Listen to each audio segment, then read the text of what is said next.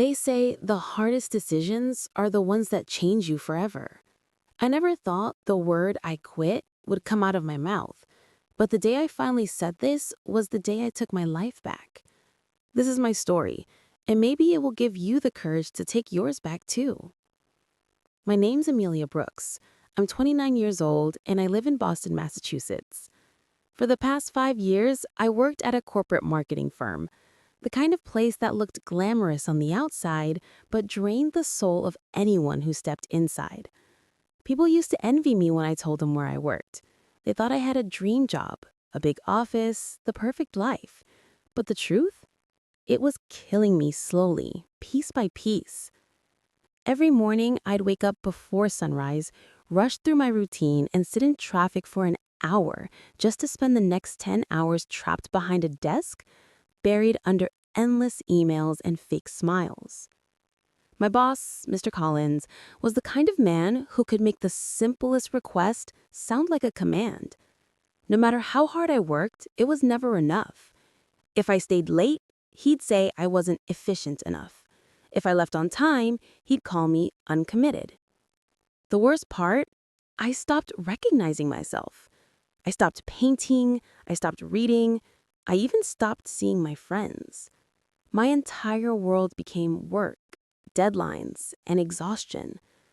And yet, I stayed because I was scared. Scared of failure, scared of what people would say, scared of letting my parents down. But deep down, I knew something had to change. One Friday evening, after another brutal week, I sat in my car in the company's parking garage, staring at the steering wheel. My eyes were burning, my hands trembling. I didn't want to go home, didn't want to go back on Monday. I felt trapped, suffocated. That's when I whispered to myself, I can't do this anymore. It was the first time I admitted it out loud. The following Monday, everything came crashing down. I had worked all weekend on a big presentation, staying up late, skipping meals, pouring my heart into it. But when I showed it to Mr. Collins, he barely glanced at it before tearing it apart in front of the whole team. His words cut deep. "This is sloppy, Amelia. Do you even care about this company?" Everyone stared, and I felt my face flush with humiliation. I excused myself, ran to the bathroom, and cried in a stall like a child. My reflection in the mirror looked broken, tired, empty.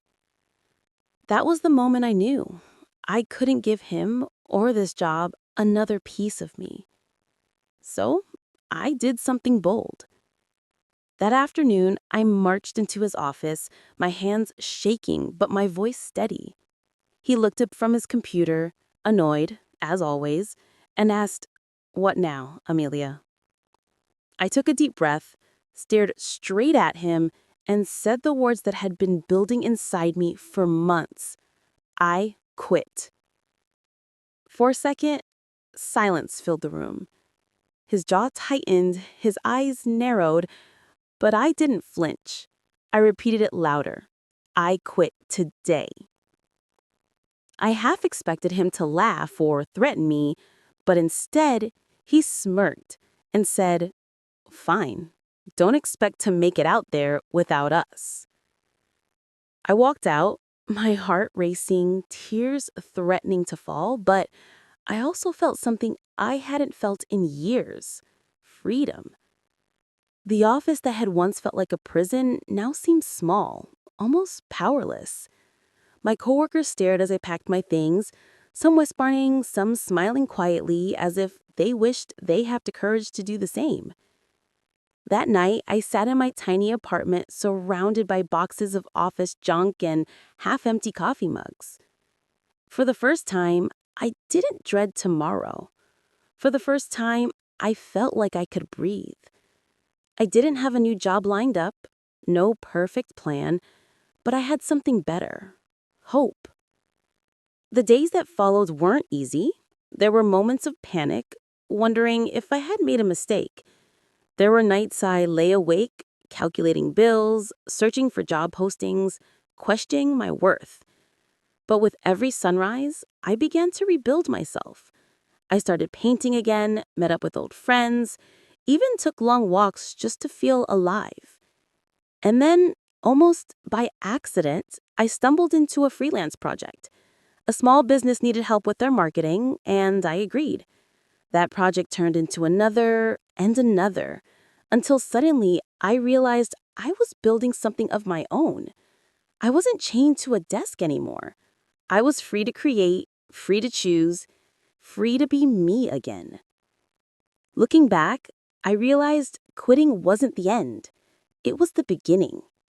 The day I said I quit was the day I chose myself over fear, over pressure, over other people's opinions.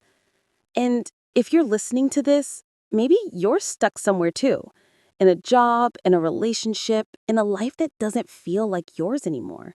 Let me tell you something. It's okay to walk away. It's okay to quit what's breaking you so you can start building what heals you. Because sometimes the bravest thing you'll ever do is say, I quit today.